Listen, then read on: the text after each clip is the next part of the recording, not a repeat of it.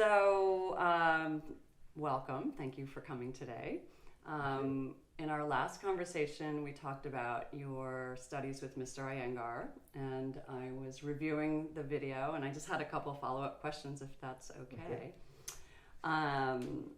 I wanted to ask you, when I re-listened to it, you said that you looked at your schedule and where could you fit more yoga in, and there wasn't any place, so you decided to get up at, I believe, 3 a.m, and you practiced for 3 hours.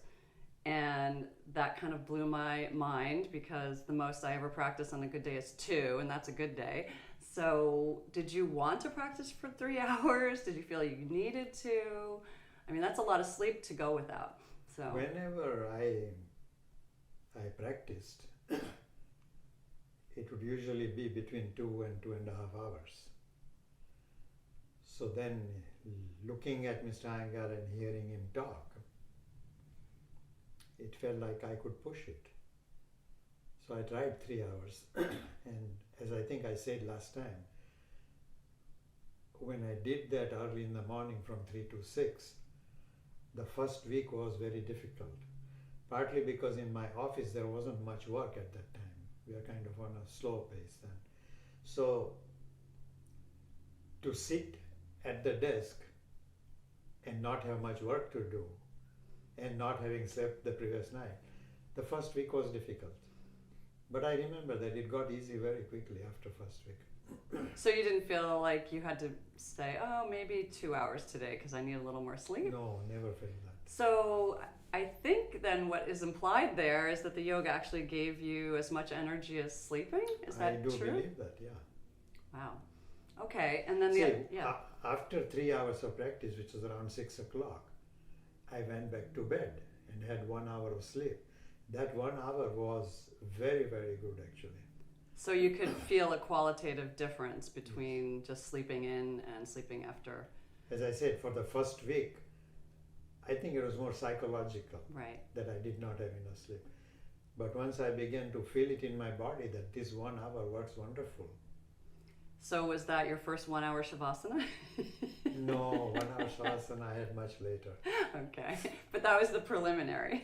That was the preliminary. And then also you mentioned that at that time, I figured when you said 3 hours that you were also putting a pranayama practice in there, and you said no, which was also surprising. So can you tell us when pranayama became part of your practice and why it wasn't part of your practice in the beginning? I was not able to do what I would call easy back bends. Once I was able to do the back bends, then I started pranayama practice. Was this your own decision, or were you guided by Mr. Iyengar on that? Probably a mixture of both. I don't think I ever had the courage to tell him that I'm not practicing pranayama. So when you were in Pune studying with him, you would participate in the pranayama classes, yes, but you didn't have your own practice at that time. In fact, at one time they wanted to make a video of Mr. Iyengar teaching. And I had reached Pune, but I was not still officially in Pune. But he knew somehow something had happened, so he knew that I was there. So he sent somebody to my room to say, ask him to come, we want him in the... He wanted me to be one of the... there were about 50 students, but he definitely wanted me there. And when I later looked at that movie, yes, it was, my posture was shown as a good posture. Did you feel it was a good posture? Yeah, I had learned something from Mr. Iyengar where in the class when he was teaching, every so often you would, sit up kind of thing. So one day when I went to the pranayama class, I said, whatever else happens, he's not going to find me slumping. So I sat up throughout, and he made a remark about that. At least he's sitting straight today. So the trick is to put you on video. Yeah. Okay, I hope it works here too. Okay, so was it, okay, just one more question about the pranayama. So you're saying your back bends you didn't feel were good enough, meaning that you couldn't open your chest enough to feel like you couldn't benefit from it? I mean, that sounds discouraging for the rest of us that don't practice 3 hours a day. So, I mean, what were you basing that on? Your internal knowing, or? Just I think the backbends have always been difficult for me. And that might have something to do with my early childhood. But why were you tying that to your not doing pranayama regularly for a while? That's my question. I don't think I was consciously tying it like that. I It see. just felt like until I can, my chest is more open in back bends. And I used to play soccer and everything, so it wasn't like I wasn't Right. breathing enough. Right.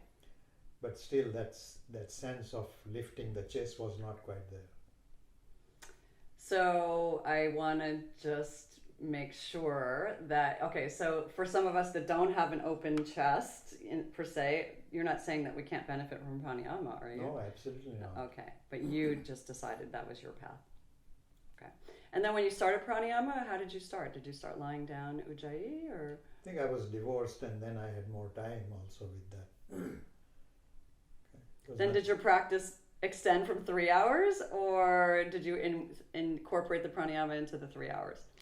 No, around that I was not employed anymore. So I was teaching more yoga. I see, so you had a lot more And time. I made what I consider a mistake. I stopped getting up that early. And even today I feel my practice has never been as good as it was when I used to get up early in the morning and do it. And what do you think the reason for that is? Because other requirements took over. Prepare my breakfast, prepare my lunch. But do you think there was something special about that time of the day?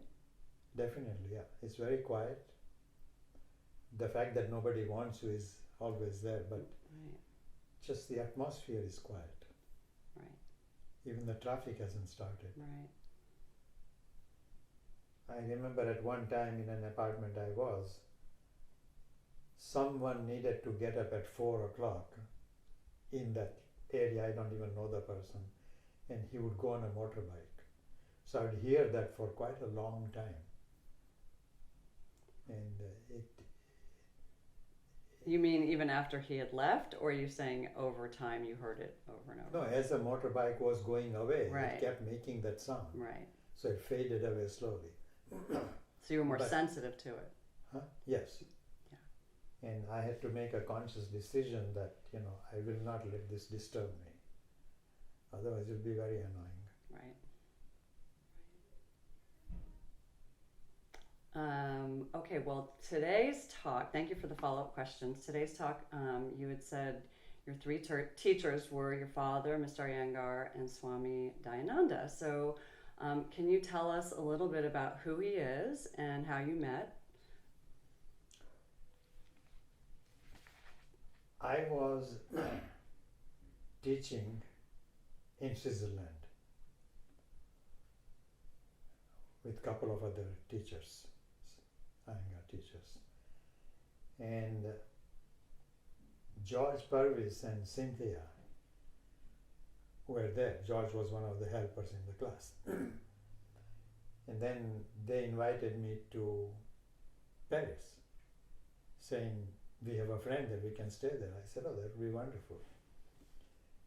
And it took me some time, maybe a couple of days, before I realized that here is this couple that just got married. They're in Paris, and I'm kind of in the way. Okay. So I quickly made my excuse.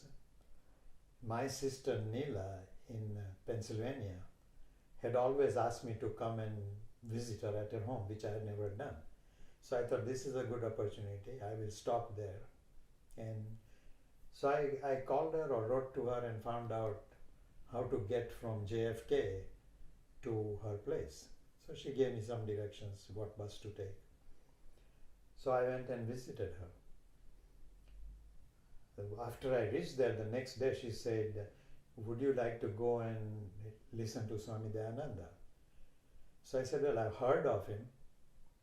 I have never heard him speak. Mm-hmm. So that would be very nice. Unknown to me, Neela was doing Swami Dayananda's travel itinerary. And she had already had a conversation with her that her brother is a yoga teacher. So we went to the ashram. The door to the hall was closed as he was talking. And I said, we can't go in, he has already started talking. And Nila says, no, this is India. People come in and out all the time. So I opened the door, he saw me with Nila, and he stopped talking and he said, oh, yoga teacher aa gaya. Means yoga teacher has come. So when he finished talking, he asked us to come and join him for lunch, which I did. And he said, come and talk to me later in the afternoon. I didn't know quite what he wanted then. But when I went to speak to him, he said, would you consider coming and teaching here, asana? So I thought that was very nice. Yeah. So I said, yes, I can do that, but I hear there's already a teacher here. And I don't want to have a feeling that, I cut somebody out like that. Mm-hmm. He says, no, he's not an experienced teacher and he doesn't like teaching anyway. Okay, so you were helping him out. So I'm helping him out. About what year is this that you met him? I would say 1974. Oh, okay. Okay, so he invited you to come, and then were you at that point interested in him as a teacher, as a spiritual teacher, or not yet? Yes. You were, okay, because you really just resonated with his teachings. Yeah. Because it felt like an extension of what I had learned from my father. Okay. Here was an authentic trained teacher in Vedanta. So I told him a little bit about my father, that I had learned something. And he was very accommodating. And I don't think that was just for me. He was like that with everybody. Can you give us a little bit of background on what you were practicing before Swami Dayananda? Would you just say you were brought up Hindu? Is that true? Yes. Okay, and then Vedanta is a particular strain. Would you say is that correct? That's sort of accurate. Okay, yes. can you help us out here for those of us that aren't as nuanced? Hinduism, what is called Hinduism, I think relates more to those people from India. Within Hinduism, there are several branches, and some very strong branches that consider themselves as the authentic Hindu and not the rest. What the Western world did was it took Indian philosophy and said there are these branches of Hinduism. Okay. Swami Dayananda totally disagreed, that this is not the way we look at it. Okay. Hinduism is a larger body that encompasses variety of schools. But these are not different schools of thought in the way in Christianity there are Protestants and Catholics and so on. It's not like that. The religion is not practiced in a church, or for that matter in a temple. Practice of religion is daily at home. There's a prayer done at home. That's your primary practice. Until you meet a guru or a swami that comes and gives a talk, so you go listen to him. But essential practice is at home. And if you look at Vedanta, it is, within that there are two systems, non-dualistic and dualistic. Okay?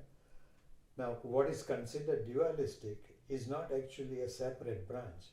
It was created so that they can spar in a spiritual argument with the Vedantists, the non-dualistic, to improve that understanding. Was never considered a separate branch until the foreigners came in and labeled it as such. Interesting. Okay. So when you met Swami Dayananda, he clearly sparked your spiritual interest more. Yes. Yes. And then, so take us through, you met him, he invited you to the ashram to teach yoga. How did you continue studying with him? Just that once a year, or did you? I mean, this was before like Zoom and stuff like that. So were you listening to tapes or? I was listening to some of the recordings. I started reading what he had written, watched some of his videos. Okay, there were old, what is it? What that? VHS? VHS. Yeah. Yes, I remember that. The first one that I heard was him talking at, I think at a university. And the subject was, what is Vedanta? So it gave me a good background. I had heard Swami Dayananda before that at Stanford. And while I liked what Swami Chinmayananda was saying, his personality did not jive with me. It's like, no, I don't want to go and study with this person. Are you able to articulate what it was about Swami Dayananda that attracted you? Kindness. Very kind man. The word Daya means kind. And he was immensely kind to everybody. So how did his influence change the way you taught yoga? Or did it? Slowly it did. In teaching yoga, I was always, for example, whenever I introduced philosophy, it would be God and the rest of the creation. From Swami Dayananda, I learned that that is not correct. And there were very powerful arguments saying why that cannot be. And a couple of other questions I had, which no one had ever answered, I got the answer from him. On a one-on-one or in one of his talks? The one I'm now thinking of was in one of his talks. We were sitting, I was with the audience, a group of, I guess a busload of people came from New York. And there was a young lady seated next to me. When it came to question and answer, she asked this question, and that was my question. And the question was that, how can someone like Drona or Bhishma fight for the wrong side? Yeah. So he answered that one, probably better answer than I've ever heard. But the other question the same lady asked was, there is a character called Ekalavya. When Drona was teaching Pandavas and Kauravas, when Drona was teaching, there came a young boy who was not a Kshatriya. And he said, will you teach me? And Drona said, no, I can't teach you. So the boy goes away. Then the princes are one day hunting in the forest. And their dog, who was barking all the time, suddenly stops barking. This is the story. So they said, what happened to our dog? Let's go find out. And when they found the dog, his mouth was packed with arrows, so he could not bark. Mm-hmm. He wasn't hurt, but he could not bark. Arjuna looks at Drona and says, you have never taught me this. How can this be done? So Drona says, except me, nobody can do it. So let's find out who did this. They found this Ekalavya. He had made an idol of Drona and learned from the idol. But when he saw Drona in person, he bowed down to Drona. So Drona says, how did you learn? He says, from you. And Drona says, well, if you learn from me, you have to give me Guru Dakshina. Which is what? Which is, you pay the teacher at the end of your study generally. Okay. It's a tradition. You are not charged for studying. You give a donation after you finish your study. So, Ekalavya says, whatever you ask. And Drona asks for his right thumb. Wow. So that he cannot compete with Arjuna. So the Kaviraj cuts his thumb off and gives. And when I first heard the story, obvious reaction was, firstly he didn't teach him, sends him away. The guy learns through his own faith, and now he has his thumb cut off. How can a great man ever do that? And the explanation always given was that he was trying to protect the Kshatriya system, protect Arjuna, which never made sense to me. That's not right. He had no right to ask for a right thumb like that. Mm-hmm. So when this lady asked Swami Dayananda the question, that wasn't that wrong? For the first time I heard somebody says Drona was wrong. Wow. So it was like, wow. You woke up, you're like, wait, what? I haven't heard that before. Never heard that before. And he says, because he was wrong, that is precisely why he had to be killed by his own student, Arjuna. But what Drona did was wrong. There was no justification. Right. Okay. So that impressed me pleasantly. That Yes. I was right. Right. My thinking Right. was Right. correct. Right. And that was when you decided, I really want to get to know this person more and study with him. Yeah. What were the 2 or 3 most valuable lessons that you learned from Swami Dayananda? One was how to deal with adversarial situation. There were levels of it, very different levels. The other was a clearer understanding that the consciousness, can never be hurt. Third, which came as a very big surprise, was the consciousness called Atman was, until I met Swami Dayananda, I had always understood is, you have an Atma, I have an Atman, everybody has different consciousness. Right. And his teaching clearly was, no, there is only one consciousness. That was a big surprise, because in ordinary Gujarati, my mother tongue, talk, it was always like his Atma, her Atma. Which is separating us. Which is separating us. And gives us the ability to think we're better than, right? Yeah. Which also separates My Atma us. is better than Right. Or bigger. Or older. So, okay, so it's interesting to me that his name means kindness. In some ways, God was defined the same way. Atman is ordinary people. Mahatman would be somebody like Mahatma Gandhi. Right. Paramatma is the supreme, so that's God. So there are only those distinctions, that these are 3 separate things, Right. and they are not. Right. That was a very big lesson. So in teaching yoga, also that began to come through, that this is a mistake. What your body is able to do, what your mind is able to do, has little to do with Atman. Nothing happens to Atman. The idea that you don't become enlightened, Right. you already are. The mind is covering that knowledge. And when that covering is removed, the lamp is already lit.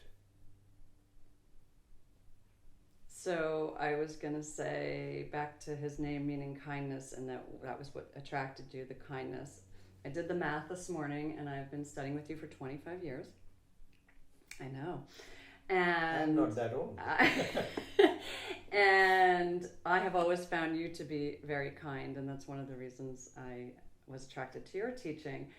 But I remember some of the people that have studied with you even longer, and they said, oh, you should have known him 35 years ago. Oh my God, he was really brutal. Not brutal, but fierce and very strict, and I don't think kind would have come up in that description. And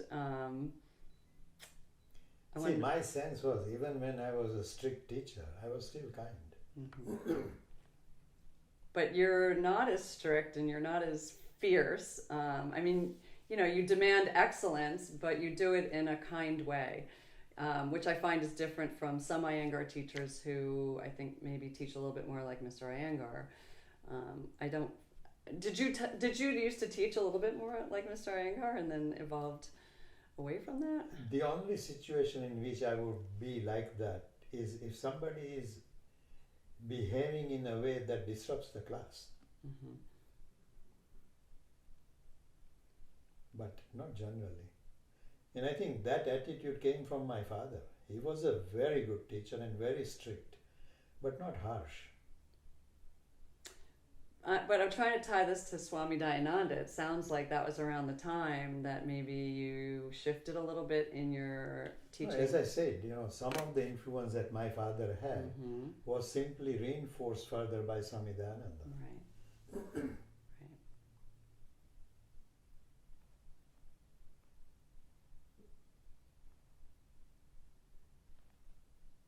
I would not say Swami Dayananda was ever strict. Maybe to his students who were regulars, studying Vedanta with him, maybe he was. But I never saw that. But when I talked to some of the Swamis, the younger Swamis, the impression I got was that, while you can joke around with Swami Dayananda, you cannot cross a certain line. That was woven into their language, the way they would talk.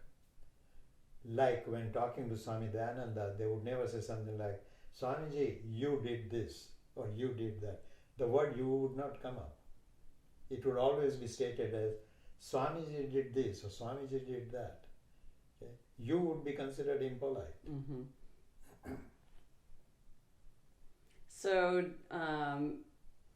how would you say, would you say that your teaching of asana and pranayama evolved after meeting Swami Dayananda, or studying more, delving more deeply into Vedanta philosophy? Yeah, I don't think consciously it evolved Right. like that, but automatically it had that effect. And how would you describe that effect?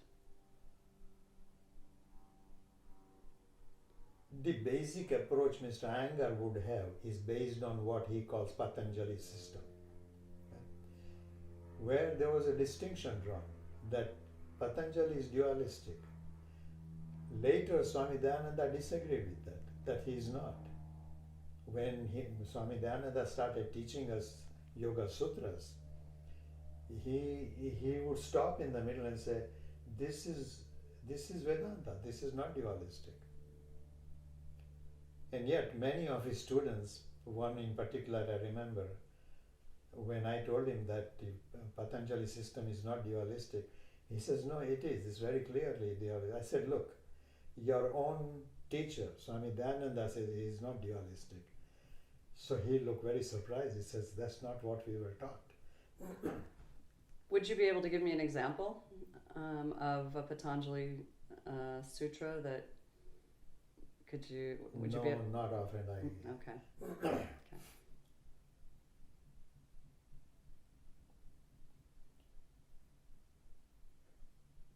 Patanjali Yoga Sutras, there are 4 chapters.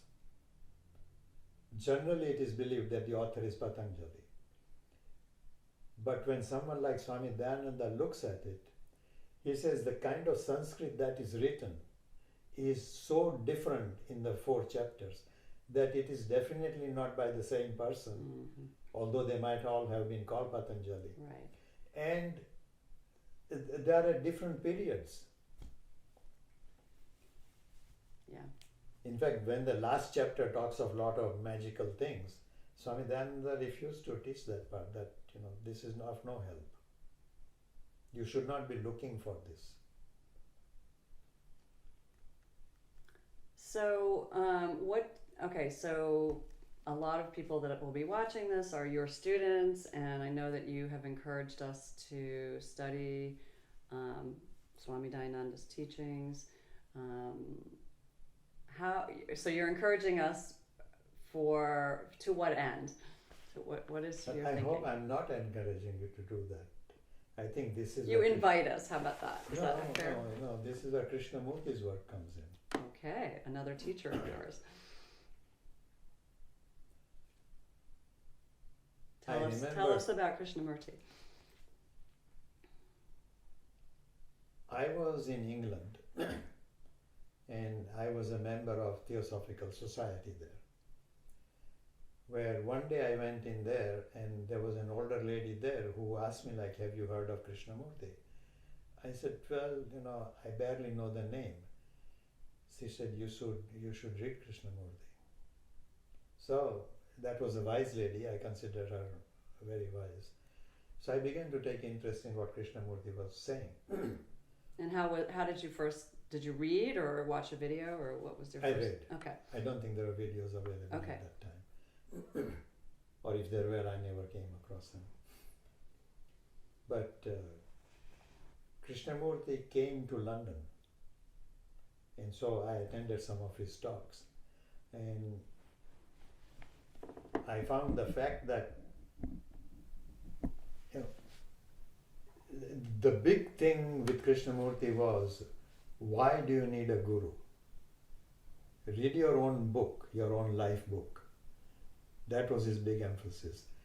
And I had mixed feeling about that, in that Krishnamurti himself was raised by people who were his guru.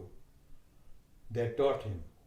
Later he revolted against that, the whole system, that this kind of hierarchy is not needed. See, what Theosophical Society had done was they had created different orders of stars. Mm-hmm. He was at the top, Krishnamurti.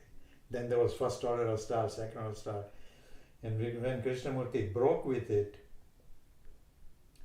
he did it in a talk he was giving in London. And the talk was later published. Theosophical Society people went around England, picked up all the copies and burned them. Wow. What did he say that they didn't like? This order of stars is not needed.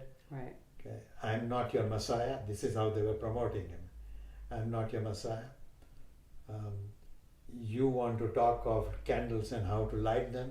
I'm interested in what the sun is. Okay. So that talk became famous as Candles in the Sun.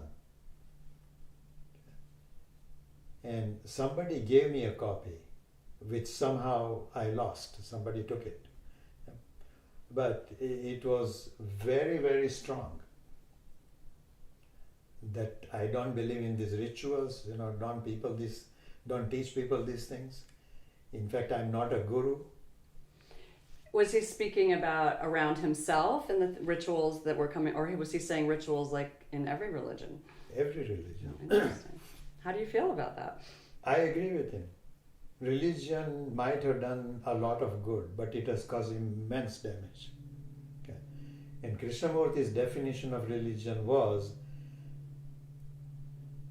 having tremendous passion for truth. That is religion. So his big objection is all the structure that comes around it and power Belief. levels and dynamics. Basic objection is to the belief. Why do you need a belief is the question. I think most people want a belief because they're a fear. No, it's fear, but fear is based on wanting security. Mm-hmm. And so a basic truth you're saying is that there is no true security? Yeah, when a child is born, the security comes from the mother, the father, then the family. As the child grows up, it finds out that, it doesn't quite offer more security. Mm-hmm. So security then belongs to the neighborhood, community. And that grows further. When the community doesn't offer the security, it is a nation. What is not realized is that every time that kind of security is sought, it is done by drawing a boundary. That boundary then creates insecurity. If there are no divisions like, this is England, this is India, this is America, then there is no quarrel between nations. Mm-hmm. By having a boundary, you are actually creating insecurity. So how have so many of us gotten it so wrong? Because the whole world is crazy. I would agree with that. Everybody looks for security. And what is even big philosophical teachers like Swami Dayananda back to would emphasize that there is no such thing as security. So you feel like you got a better understanding of that from Krishnamurti rather than Swami Dayananda, Yes. or both of them? Yes. Okay. Swami Dayananda, even as he taught that, okay, you could see that, the way the whole ashram is organized, everything had to do with security. Right. And the argument was that this is karmic. Without it, the ashram cannot succeed. How do you feel about that based on the teachings of I think Krishnamurti? Swami Dayananda's teaching gave me a sense that there is a mixture here. On the one hand, it was understood that there is no such security. On the other hand, everything was around security. Ashram needed to survive. And yet, same Swami Dayananda, when he was told, for example, that Swamiji, you have to charge for these lessons. Without that, the ashram will not survive. His immediate response was, close the ashram down. I'm not going to spoil 1,000-year-old tradition by charging for Vedanta classes. Wow. So So then what? How did the ashram survive? Through donations? through donations. Yeah. But the feeling I got was that on the one hand, he is very strict with that tradition, that you cannot charge for this teaching. On the other hand, he completely relies on donations to run the ashram. But he's offering his teachings for free for people who He's teaching don't. for free. Mm-hmm. Okay? And it's not actually free. Okay, what do you mean? Well, he would give a talk. He would never ask for any money. Right. In fact, if anybody said, how much can I pay you, he would laugh at it. Okay. But his senior students who run the ashram, who organize the ashram, who are managers of the ashram, will come and say, this is teaching is offered free, nobody's charged for it, but obviously you know that the ashram cannot survive, so whatever, there is no insistence, you don't have to give any specific, but whatever you can give. Mm-hmm. Well, that's fair. If someone really that's can. fair, but I know one person who was very annoyed by it. He said, you bring me here telling me there is no charge. It's entirely free. And then you kind of blackmail me. So you felt like it was too much pressure. Like, It's a well, right, how else would they do it? it's a Put a right sign blackmail. up saying donate and that's it? I mean, if you feel like it, what would be the answer there? I don't know that I have an answer to that. But if I look at Krishnamurti, he never asked for anything. He wrote some books that were published. And had other people not gone out of their way to support Krishnamurti, he wouldn't be there. But he was not worried at all about it. So he didn't have his own money that he could.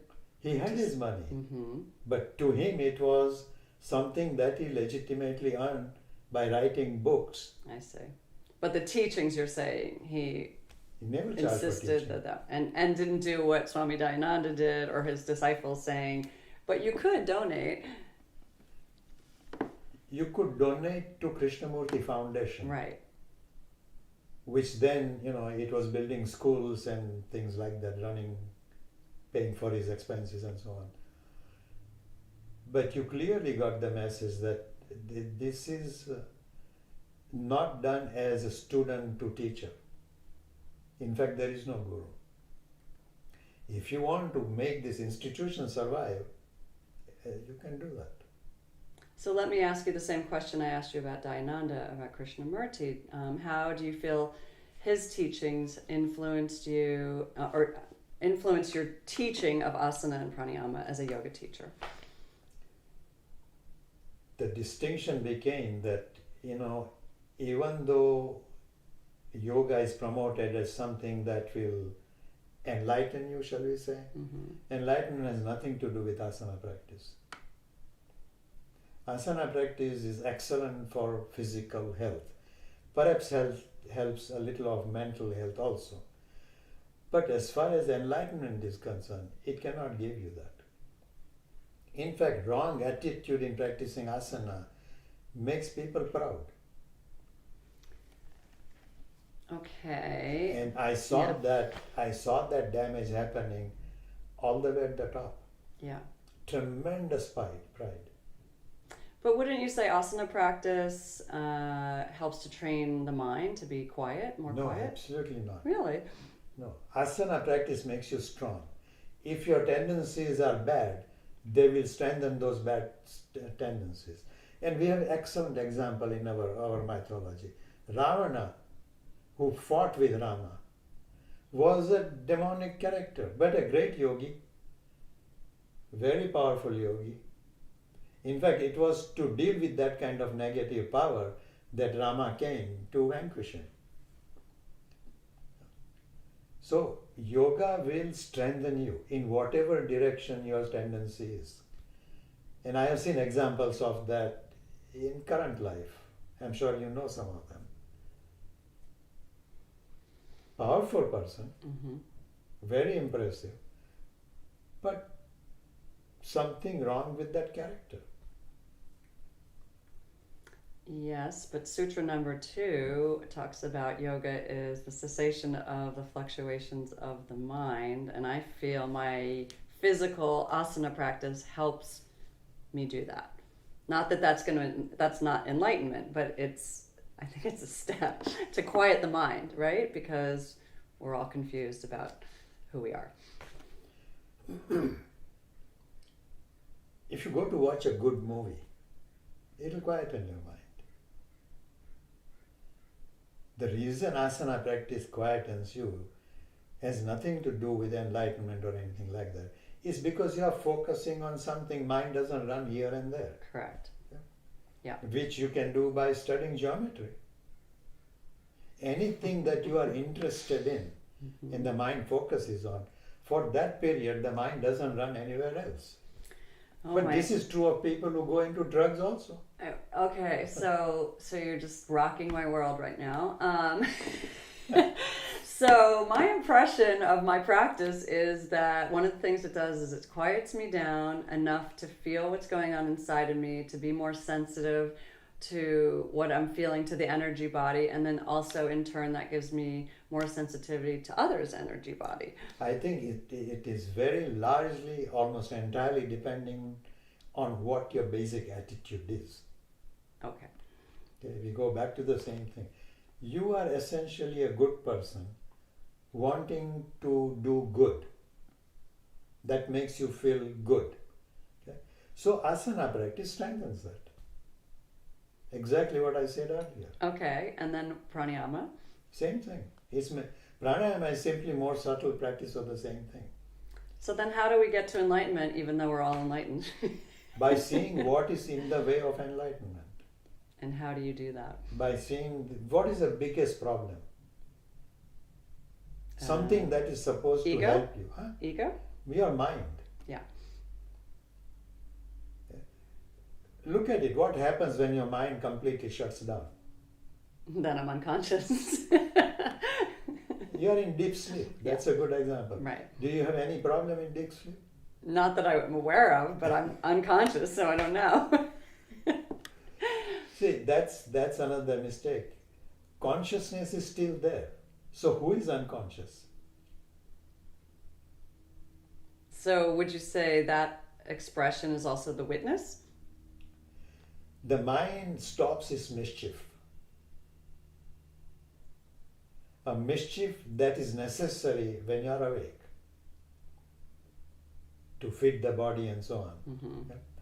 But that nourishment is not needed for the consciousness. It's needed for awareness. Consciousness doesn't need anything. But our abilities as humans to be able to step back from ourself, to observe ourselves. But you are not human when you come to this conversation. Well, I'm saying observe our physical incarnate, whatever you want to call it. Our temporary vessel. No, I want to separate this. Okay. If you want to talk about consciousness, then don't call yourself human. You are consciousness. What about this body thing? You have a car. Yeah. When you get in the car and you drive and you're a good driver, do you become the motor car? Some people do. We become one. Yeah. Yeah. That's the same mistake here. Oh, you're saying that when I'm in the car thinking I'm part of the car, that's a mistake. That's a mistake. I You are see. not the part of the car. Yeah, but some people behave as though they are the motor car. Yes, that's true. And, That's good. I like that. yeah. Same happens to consciousness. Consciousness that lights up this body is somehow ignored as a separate consciousness, instead considered as the body is the consciousness. Body is not the consciousness. So, what's the point of these things we can carry around? what's their purpose? Purpose is considered a play. For whose enjoyment? for the enjoyment of the ego. But we haven't done a very good job of it if you look at the Absolutely current we state of haven't. affairs. But an example I often give in the class is, I love playing soccer. It's phenomenal fun. Okay? But you need to enter the field. You need to have a ball. You need to have other players. You need to have adversarial system. You don't need to kill each other. But some people do. Mm-hmm. I see. So we could be having a level of sparring, let's say. Sparring. But we now have the ability to decimate each other, and That's the problem. yeah. Mm-hmm. There is nothing wrong with sparring. If there are not two separate people, you can't enjoy some of the activities. Does consciousness need that? No. If the ego needs it.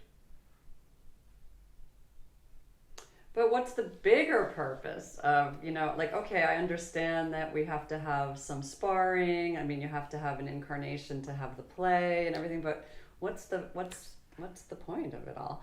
The point of it is that without the point, there would not be a creation. As soon as there is creation, there is going to be adversarial relationship.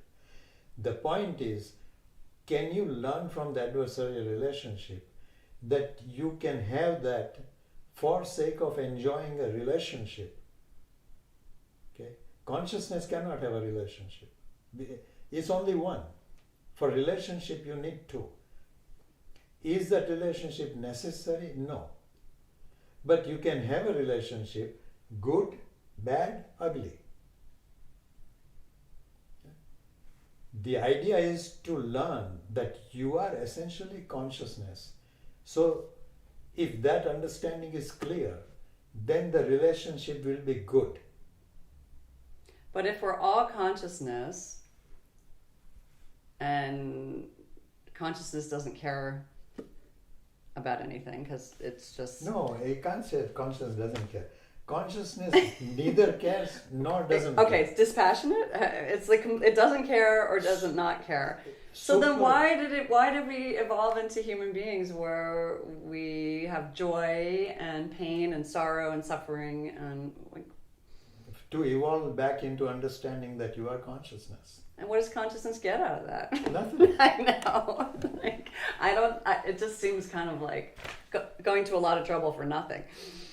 No, you go to a lot of trouble to enter a soccer field, have a ball, to play. Yeah. Okay? You can't say it's for nothing. It's for. But if consciousness doesn't care or not care, then why do they care if there's a soccer game? Yeah, consciousness. Why does a soccer game have to exist? For the people who play soccer. Yeah, but why? If everything's consciousness, it's just a little too much for my brain to take in. No, it's like this. Let's say I'm not interested in soccer. I have no interest in that game whatsoever. Right. I couldn't care less who wins, who loses. Right. To me, it is even a waste of time. For me, it is like that. Okay? Suppose. But for the person who is playing, it's not like that. Right. He thoroughly enjoys that activity. Okay, so was it just a big accident that we evolved from creatures in the water to the land to apes to humans? Like that's just a big accident? Consciousness is just... I won't call it accident. It is part of a divine plan, if you will. It's not accident. Okay, so what's the end game to End the game plan? End game is to be enlightened. To realize that you are consciousness. It's like a dream can continue, but I know it is a dream. I think I'm trying to get this from my intellectual mind, and it's just not going to happen that way. Not going Is to that happen. fair to say that? That's not only fair, it's honest. Okay. Not easy to get. So, so do you feel like your two teachers, your two spiritual teachers, helped you to have a understanding of that? Yes. That is hard to explain All intellectually. the three teachers. Well, four teachers. Four. But I'm saying today's talk is about your spiritual teachers. So, I know your So dad it's was my also, father also. Yeah, yeah. Swami Dayananda. Right. And Swami Krishna- Dayananda reminded you of the teachings that your father gave you. And Krishnamurti kind of put the final tone on it. Is there anything else you would like to say about either of those teachers, or anything that you think we should know about them? Krishnamurti, I would say, was, if the words are right, he was brutally honest. To the point where whether this is kind or not kind did not enter his mind at all. Whatever Swami Dayananda would say to students making some mistake would be said kindly. Mm-hmm. Krishnamurti simply would blurt it out. And how do you feel about that? I think it's better. Really? Why beat around the bush? Because it's good to be kind. That I agree. But can you be brutally honest without being unkind? Yeah. Okay. When you be brutally honest and are at the same time attempting to be kind, the message is somehow not quite transmitted. Mm-hmm. Right. Because then that... I can give you an example of Krishnamurti. I went to listen to this talk in Ojai, Southern California. Some people who were on the board of Krishnamurti Foundation were my students, so they took me there. Mm-hmm. And I didn't know anybody other than these people who had taken me. So Krishnamurti gave a talk. He talked for about an hour. And basic emphasis of that talk was human mind is fragmented. And you create, this little circle, that little circle. Basically, this is my, I'm English, you are Indian, Mm-hmm. all these divisions, Mm-hmm. okay, which creates this fragmentation. Right. And we give it more importance than the belief that we are all one. That belief kind of falls away to the side. Very strong talk. He's a powerful speaker. The talk finished, there was time for lunch. And the lunch is set up, the table is set up and so on. And there is kind of two little hills. I'm seated on one hill. Krishnamurti is on the other hill. There's nobody around me, nobody around Krishnamurti. We are both by ourselves. Okay? Our eyes meet, and he kind of acknowledges that there's another human being seated there. Then you look down from that little hill, and what is happening on the ground is, oh, you are from Brockwood. Come join us. These people are also from Brockwood. This kind of scene is going on. Mm-hmm. He looks at it, and our eyes met, and he just shook his head. So I knew that the afternoon talk is going to be very interesting. He usually comes on the podium, and he would stop for a good minute or two before he starts talking. Mm-hmm. On that day, that particular afternoon, he came and he stopped for a much longer time, almost 5 minutes. Then he shakes his head and he says, some of you have been coming for 20, 30 years, but nothing changes. He was talking to his groupies in the front, and he really laid into them very strongly About what he'd seen. about what he was saying. Didn't mention his earlier talk, but that's what hurt him. Then I just talked of fragmentation, then this is what you immediately do. Right. So it should have been, hi, you're a human, come join us. Something. Not separating Not into categories. But he was brutal. At the same time, he was not unkind. And I would say that because he did something quite phenomenal there. After really laying into these people that for 30 years you've been coming, nothing changes, why do you come? Then he stops for a while and says, you might as well ask the speaker, why do you speak?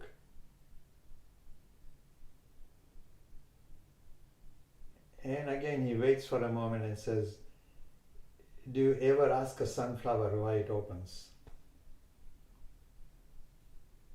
Flower opens, that's what a flower does. Speaker speaks, that's what a speaker does. You don't seem to get it, that's too bad. He didn't say those things. Right. But that's the implication. So, whenever a question comes up in my life, like, why do I teach? I think of the same event. I teach because that's what I do. Yeah. If somebody gets it, it's wonderful. And I know there's a person outside of you being a teacher, but I also feel it's part of who you are. Wonderful, yeah. Yeah. I mean, some people have a job where they go to, and that's not who they are. But I feel as a yoga teacher, it's something you were called to do or that you embody. I'm not quite sure how I... It's actually the opposite. My father was a school teacher. His younger brother, two younger brothers were both teachers. The teachers were not paid well. Although my father was respected very much, in general teachers were not respected. So he had taught me from very early days, whatever else you do in life, don't become a teacher. Really? Oh my... And what did you do? I became a teacher. Well, it's part of your genes, you have to say that. I didn't become a teacher. It fell into my laps. And I talked to my father about it later. Like, I didn't become a teacher, but I think by teacher you meant someone in a high school or something. I'm not a teacher like that. And what was his response? He smiled.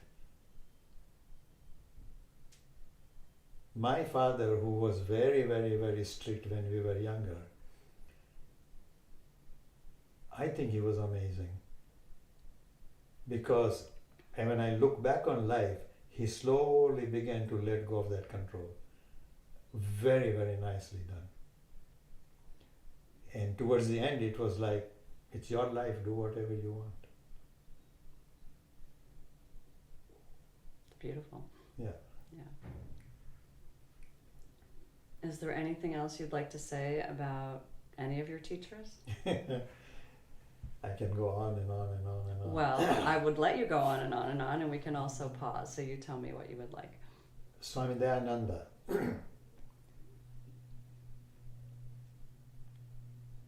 He was teaching the group of yoga students. Suddenly there was something he needed to do in India. So we were in Pennsylvania. And he talked to me and said, I need to go, but I'll be back on Monday. So he needed to leave on Saturday and he would be back on Monday. On Monday he arrives. It's a long journey to India. He had to meet some important people and do something in India. I don't know what it was. Fly back. He's picked up at the airport. He comes around 1 or 2 o'clock and then he called me and said, so where are we? When is the next class? I said, Swamiji, you have just arrived from this trip. There is a class at 4, but we will take care of it, don't worry. No, I will come. So I said, no, Swamiji, I'm sorry, but this is not right. You need to rest. He says, what will I do? Like, if I don't teach, what will I do? Right. So I said, okay, come teach. Inspiring. And he taught a brilliant class, and I was watching. There's no sign of fatigue or anything. You could see when he walks to the podium, he's definitely tired. Physical body is tired. Mm-hmm. He sits down, and suddenly there is a different energy. Something coming through him. Something coming through. Mm-hmm. So did that story come to mind because I was talking about... No, because I talked about Krishnamurti, how he deals with a situation like that. Mm-hmm. He is a flower. He opens up. People. He was asking himself the question, like, why does teacher teach? Right. Okay? Because that's what the teacher does. Right. And with Swami Dayananda, it was the same kind of thing. Like, what? He looked almost, little child, like, what will I do? That's sweet.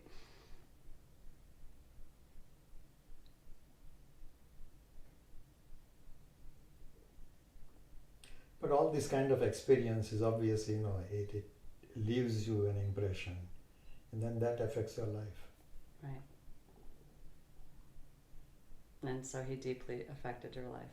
Definitely, yeah. And even though he's left his physical body, do you feel he's still teaching you?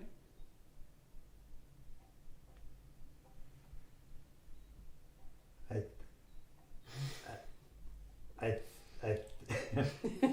Wow, I've made you speechless. That's not easy. Well, I don't know how to say this, but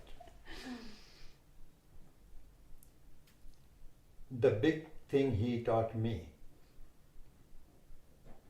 when he left his body was don't make a fuss over a dead body. And I was sad to see how much fuss was made over it. Because that's not what he wanted. He would never have wanted that. Okay. Tremendous. Approximately, I'm making a guess here, let's say 1,000 people showed up, each spending about $1,000. That's $1 million. Wow. Okay?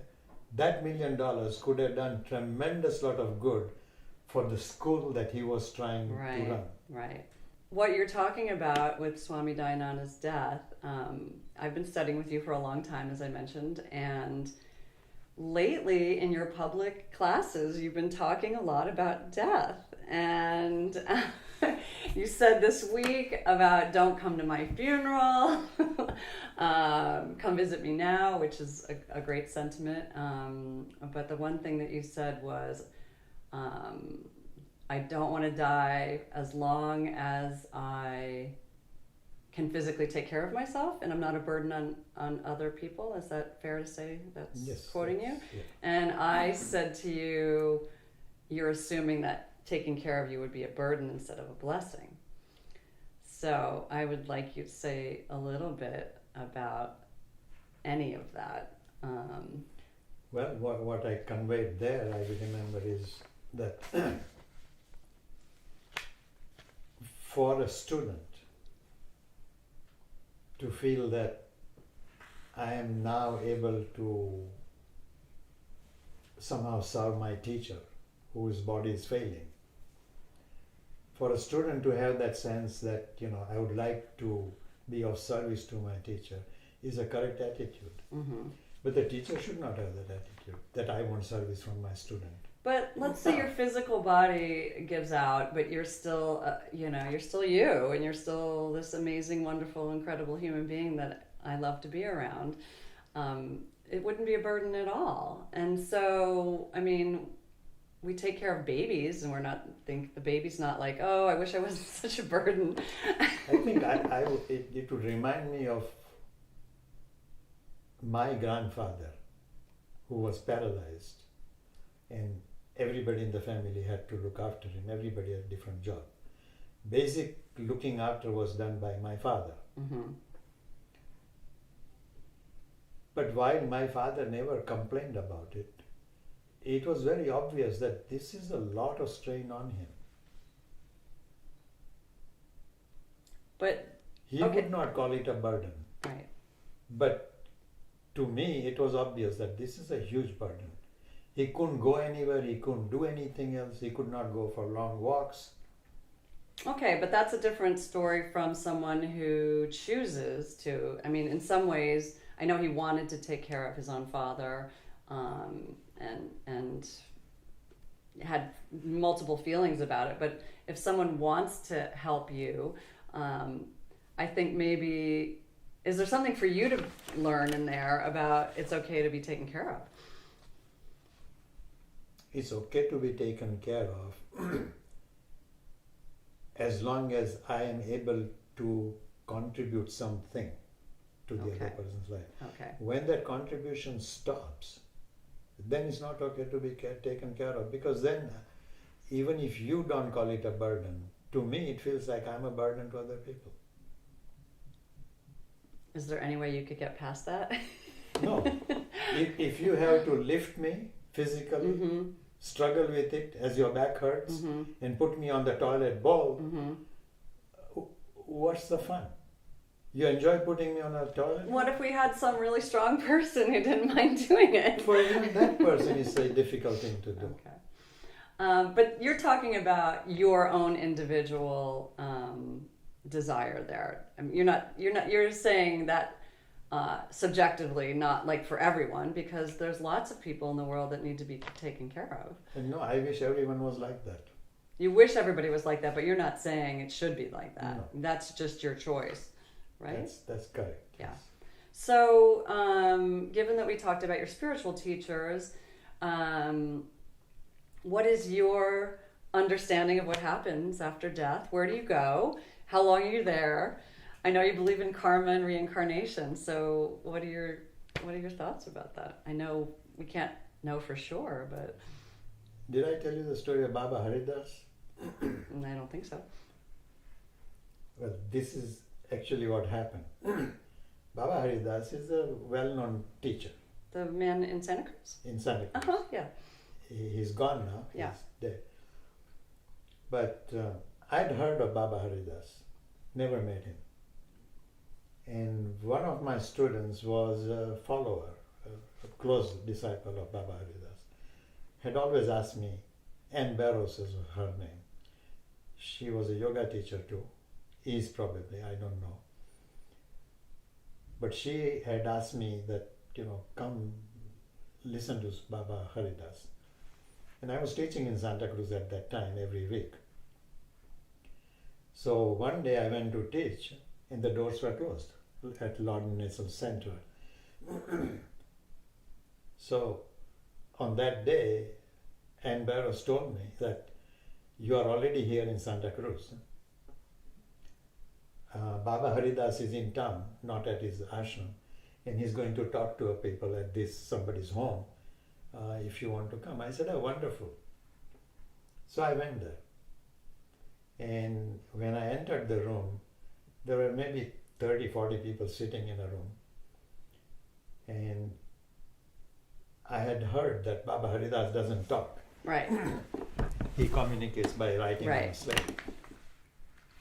Which I thought was a little odd, but whatever his discipline. So I went in the room and they were talking about, the students were discussing what happens after death. And everybody had interesting opinion of what they had read, what they had heard, what they believed. Mm-hmm. This went on for easily 15-20 minutes. Finally, somebody turns to Babaji and says, Babaji, what do you think happens after death?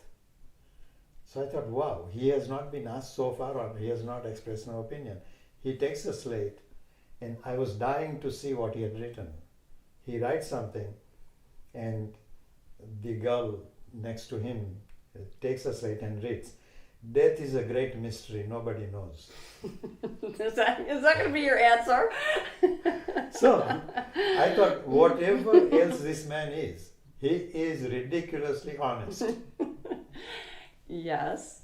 But you are a believer in reincarnation and you talk about karma all the time. So That's because it makes logical sense to I me. see. Okay. Matter cannot be created or destroyed. Okay. Energy cannot be created or destroyed. Okay.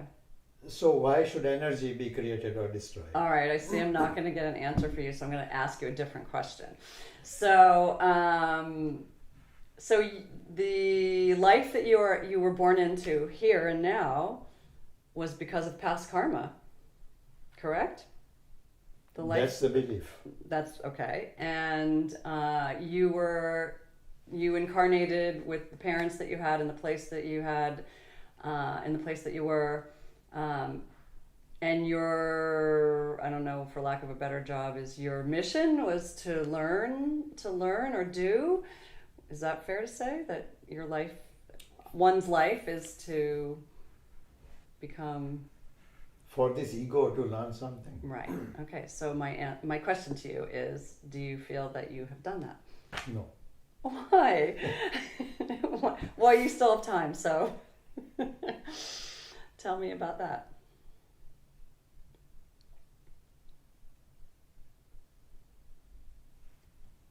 There is reason to come to this incarnation to learn. But there's an underlying reason which is even bigger. Is to understand an immense sense of joy.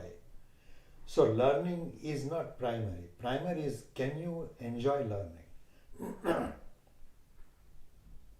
And you don't feel like you've done that? And I don't think I've completed it because knowledge is infinite. Right. How can you complete an infinite? How can anybody complete an infinite? Well, with the understanding that human incarnation is finite, you can do as best as you can do. Yeah. So, do you feel that you've done the best you can do? The ego has done the best it can. That goes even further, if you will. That I would encourage people to stop teaching children to compete. It's a disaster. Compete means I necessarily want somebody else to do worse than I'm doing. Right. What an attitude. There is no love in it whatsoever. So the fact that I am doing the best I can is enough. Could I have done more? For sure, as a theory. In practice, I did what I did. Mm-hmm. I could not have done more. So there is a satisfaction with it. At the same time, the ego comes up and says, there were people who did better, Mm-hmm. and I was good enough to do as good as they did. Mm-hmm. But while that is understandable as a human sentiment, it's not a healthy attitude. Right. Because it's self-defeating? Because it's underlaid with jealousy. Mm-hmm. Right. I should be celebrating whatever else anybody did that was good. Right. We're pretty far from that. Yeah. Yeah. So given what you have done in your life and what you just said, do you feel your next incarnation will be good? You always say you don't want to come back to this planet, so I'm assuming you're open to coming back, but not to this planet. Is that true? I think, there is a wish, but you know everything about wishes and beggars. Yes. Yeah. The hope is there that, maybe something nice will happen. But also along with that, there is my own conviction based on karma that there are no accidents. Everything happens for a reason. Now if somebody is in front of me that is suffering with something, it's not proper to say to that person that, it's not an accident. Right. But at the same time, the understanding is there are no accidents. Everything happens for a reason. I don't always know the reason. So you may not know the reason that you have to come back to this planet. Yeah. You won't like it. I may not like it, and on the other hand, if I come back to the planet and Andrea and Leslie are my teachers, I may have great fun with it. Oh gosh, I hope that doesn't happen. You would be one of my... Most difficult student. You for know sure. that saying, you get the students you deserve, right? Okay. Do you want to say anything else about karma, incarnation, death and dying? Okay, you don't want any of us to come to your funeral. You want us to come visit you now. Any other requests?